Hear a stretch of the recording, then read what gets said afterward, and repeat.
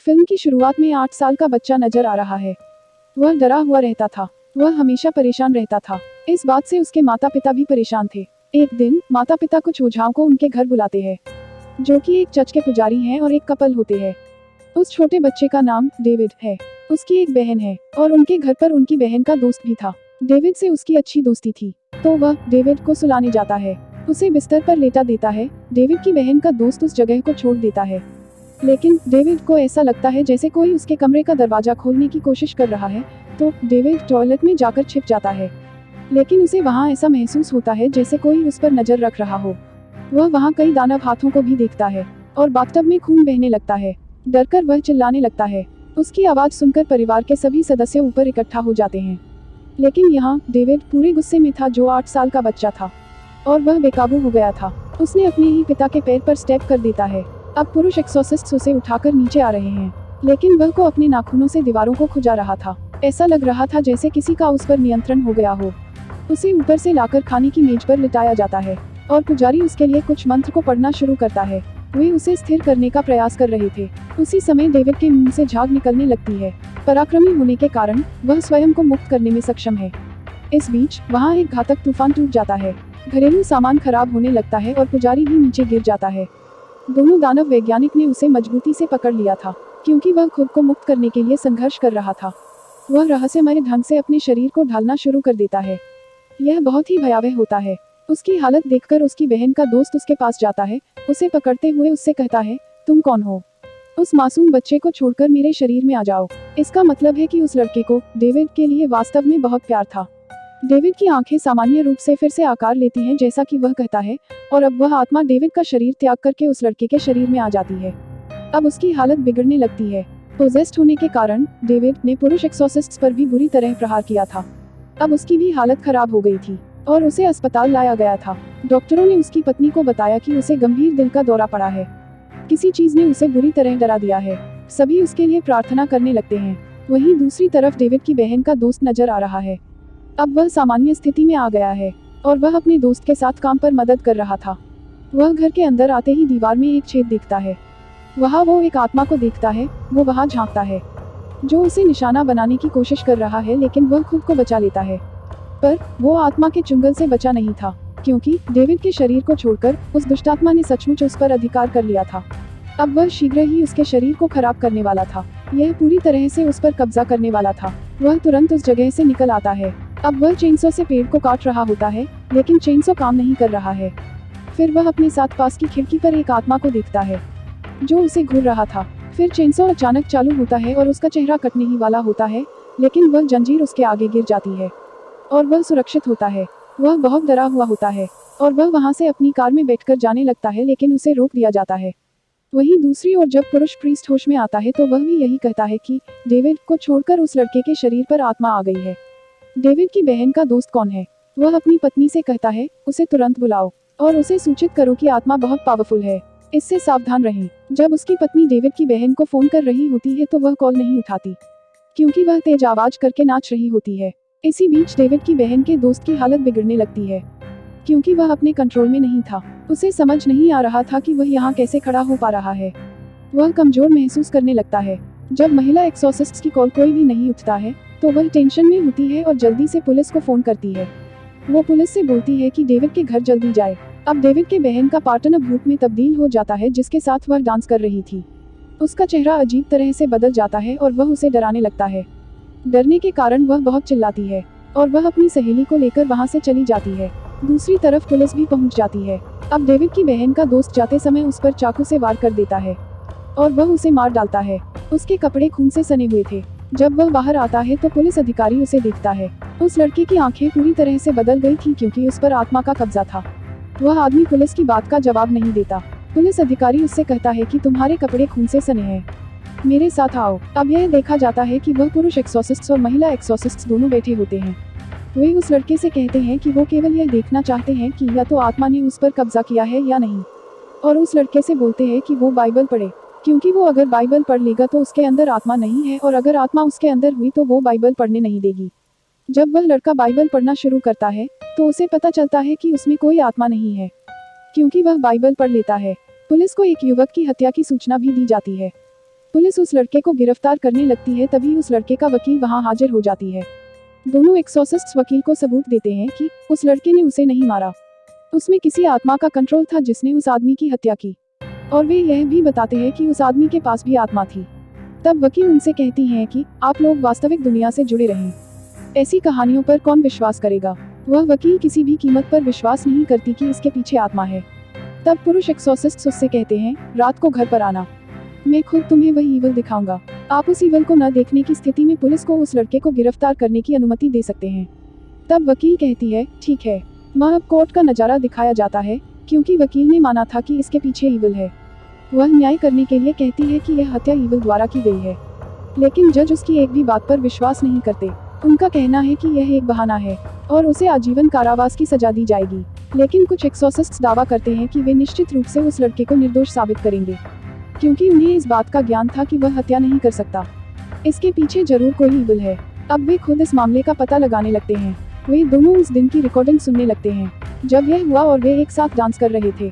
फिर वे उस स्थान पर चले जाते हैं जहां डेविड पहली बार डरा हुआ था और उसका सामना एक भूत से हुआ। दरअसल उस कमरे में पानी का बिस्तर था। जब डेविड उस पानी के बिस्तर पर खेल रहा था और कूद रहा था, अचानक वहां से किसी का हाथ दिखाई दिया और उसने डेविड को पकड़ लिया। यह एक ईवल था। उस कमरे का फर्श भी खराब हो गया था। वे एक्सॉर्सिस्ट्स डेविड की मां से कहते हैं कि यह एक दानव द्वारा किया गया है। अब कुछ एक्सॉर्सिस्ट्स और डेविड की बहन उस कमरे के तहखाने में जाते हैं। डेविड की बहन ने नोटिस किया, अंदर जाकर कई चूहे हैं, एक रहस्यमय खोपड़ी भी है। वह इसकी फोटो लेती है और फिर वापस आकर सबको दिखाती है। सब कहते हैं, हमने पहले कभी ऐसी खोपड़ी नहीं देखी। चर्च के पुजारी भी कहते हैं, मैंने भी ऐसी खोपड़ी कभी नहीं देखी। बस किसी और प्रीस्ट को इसकी सूचना दो जो मुझसे अधिक विद्वान है। वह उन्हें अपना संग्रह दिखाता है। आगे के दृश्य में एक महिला को जादू टोना करते हुए दिखाया गया है, क्योंकि उसके पास एक रहस्यमयी टेबल थी जहां उसने मोमबत्ती जलाई थी और उसके पास डेविड की बहन के दोस्त की फोटो भी थी। वह अजीब औरत मोहित करती थी। नतीजतन एक आदमी मतिभ्रम करना शुरू कर देता है। उसके दांत बजने लगे। उन्हें ऐसा लगता था कि उनके अलावा एवल के रूप में कोई और भी है। फिर पुरुष एक्सॉर्सिस्ट से एक जासूस से मिलता है। वह जासूस साफ करता है कि मैं इस खोपड़ी को पहले ही देख चुका हूँ। वह बताता है कि इससे पहले एक केस स्टडी भी हुई थी जहां मैंने उस खोपड़ी को देखा था। महिला एक्सॉर्सिस्ट्स का दावा, अब इस अपराध के मामले में ईवल पीछे हैं। वह जासूस कहता है, मेरे साथ मजाक मत करो। फिर दोनों एक्सॉर्सिस्ट्स वहां से चले जाते हैं। महिला एक्सॉर्सिस्ट्स भी उस चाकू को अपने साथ ले आई थी जिसका इस्तेमाल उस दिन हत्या में किया गया था। जासूस उनसे कहते हैं, जिस क्राइम केस की मैं बात कर रहा हूँ वहाँ 2 लड़कियाँ थीं जिनकी हत्या कर दी गई थी, लेकिन उनके बीच सिर्फ एक लाश मिली। अब उनमें से 3 एक साथ वहाँ जाते हैं जहाँ यह सब कल्पना करते हुए हुआ था। महिला एक्सॉर्सिस्ट अतीत की यात्रा करती है। वे दोनों दोस्त थे और दोस्तों में से एक ने उसके दूसरे दोस्त की हत्या कर दी थी क्योंकि एक मॉन्स्टर ने उसे अपने कब्जे में ले लिया था, और महिला एक्सॉर्सिस्ट कातिल मित्र के रूप में व्यवहार कर रही थी क्योंकि वह अपनी दृष्टि में सब दोहरा रही थी। एक्सॉर्सिस्ट भागना शुरू कर देता है, इसलिए दौड़ते हुए वह चट्टान के किनारे पर पहुंच जाती है। चट्टान के नीचे पानी था। वह तुरंत वहीं रुक जाती है, लेकिन एक राक्षसी हाथ उसे नीचे खींचने लगता है जो चट्टान के नीचे से दिखाई देता है, लेकिन उसका पति वहां पहुंचकर उसे बचा लेता है। उस महिला एक्सॉर्सिस्ट ने उसके होश ठिकाने लगा दिए थे। वह अपने पति से कहती है कि इस नदी में लड़कियों की लाश है जो नहीं मिल रही है। अब उसमें से उस बच्ची के शव को निकाला गया है, यानी यह परेशानी भी सुलझ गई कि उनके शव का पता नहीं चल रहा था। उस महिला एक्सॉर्सिस्ट के पास महान शक्तियां थीं। अब वे दोनों अस्पताल ले जाते हैं। वहीं उस बच्ची की लाश भी पड़ी थी। महिला एक्सॉर्सिस्ट उसके पास जाती है और वह यह जानने के लिए उसका हाथ पकड़ती है कि यह कैसे हुआ। उसी समय वह अपने सामने एक गुफा को देखती है। यह गहरा था। वह अंदर जाने लगती है। वह वहां टोना टोटका का अभ्यास देखती है। एक महिला थी जो डेविड की बहन के दोस्त पर जादू टोना कर रही थी। महिला एक्सॉर्सिस्ट भी उसका चेहरा देखती हैं। वह बहुत रहस्यमयी थी। वह उससे पूछती है, तुम यह क्या कर रहे हो? इससे पहले उस महिला ने उत्तर दिया, वास्तविक दुनिया में उस पर हमला करने के लिए एक मृत शरीर उस महिला मॉन्स्टर के पास जा रहा था। उसका पति उससे कहता है, उसका हाथ छोड़ो, इसे देखना बंद करो, और महिला एक्सॉर्सिस्ट्स को इसे अंजाम देना होगा। तब पुरुष एक्सॉर्सिस्ट्स को एक पुस्तक मिलती है जो उन्हें उनके सहायक द्वारा दी गई थी। लिखा था कि वे कैसे इस टोना टोटका का अभ्यास कर रहे हैं और उन चुड़ैलों को कैसे मारा जा सकता है जो इस टोना टोटका का अभ्यास करते हैं।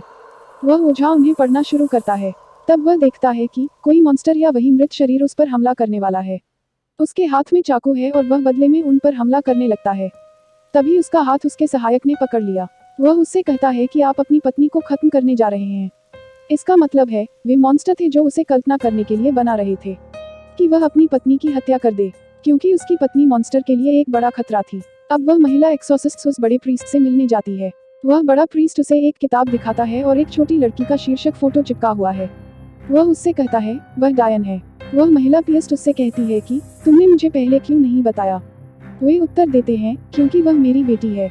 फिर वह प्रीस्ट उसे एक गुफा में ले जाता है जिसकी कल्पना उसने पहले ही कर ली थी। वही डायन है जो जादू टोना करती थी और वह पुजारी की बेटी है। अचानक देखा जाता है कि डायन ऊपर आ जाती है और उसके पिता को मार देती है। उस महिला एक्सोर्सिस्ट के लिए यह एक अच्छा मौका था क्योंकि उसके सामने वह मेज थी जहां वह महिला जादू टोना करती थी। वह महिला एक्सोर्सिस्ट उस टेबल से नीचे गिराने जाती है, लेकिन यह इतना भारी होता है कि वह इसे गिरा नहीं सकती। इसी बीच वह डायन वहां आकर उस पर हमला करने लगती है और वह उसे बचाना शुरू कर देती है। उसी समय उसका पति पुरुष एक्सोर्सिस्ट भी वहां पहुंचता है। अपनी पत्नी को भांपते हुए वह पता लगाता है कि वह कहां है। वह घर के तहखाने का दरवाजा तोड़ने लगता है। अब वह महिला एक्सोर्सिस्ट सब घर के तहखाने में संकट में है क्योंकि वो वहां से भाग तो रही है लेकिन बाहर निकलने का रास्ता नहीं ढूंढ रही है। उसी समय वह आईने पर एक नजर डालती है। वह अपने आप को परिवेश में देखने में सक्षम थी। तभी वह डायन वहां आकर उस पर चाकू से हमला करने लगती है। उस पर पथराव करते हुए महिला प्रीस्ट वहां से भाग जाती है। अब वह डायन उसकी पत्नी का वेश बनाकर उस पुरुष प्रीस्ट के पास जाता है। इसके विपरीत देखने में आया है कि डेविड की बहन के दोस्त की तबीयत खराब थी क्योंकि वह जेल में जंजीर में जकड़ा हुआ था। पहला तथ्य यह था कि उस पर हत्या का आरोप लगाया गया था। दूसरे, एक मॉन्स्टर उसे बार बार अपने पास रखता था। यहाँ उसका शरीर हिलने लगता है और हालत बिगड़ने लगती है। दूसरी ओर वह चुड़ैल पुरुष एक्सोर्सिस्ट्स को आदेश देती है, जाओ और अपनी पत्नी को हथौड़े से मार डालो। पुरुष एक्सोर्सिस्ट पूरी तरह से डायन के कब्जे में था, इसलिए वह हथौड़ा लेकर अपनी पत्नी को निशाना बनाने जा रहा है। फिर उसे वह पुराना समय याद आता है जब वह पहली बार अपनी पत्नी से मिलता है। तब उसे सब कुछ याद आता है कि वह अपनी पत्नी और परिवार से कितना प्यार करता है। वह सामान्य होने लगता है और वह उस मेज पर चला जाता है, एक हथौड़ा लेकर जो उस चुड़ैल का था जिस पर वह जादू टोना करती थी। वह उस टेबल को तोड़ देता है जो पहले किसी ने नहीं किया था। यहाँ पुरुष एक्सोर्सिस्ट्स यहाँ पूरी तरह से सामान्य हो जाते हैं। वह डायन भी कमजोर होकर मर जाती है। वहीं डेविड की बहन का दोस्त भी पूरी तरह ठीक हो गया था क्योंकि जिस मॉन्स्टर को उस डायन ने वश में किया था वह उसके शरीर को छोड़ देता है और काले जादू का सारा प्रभाव समाप्त हो जाता है।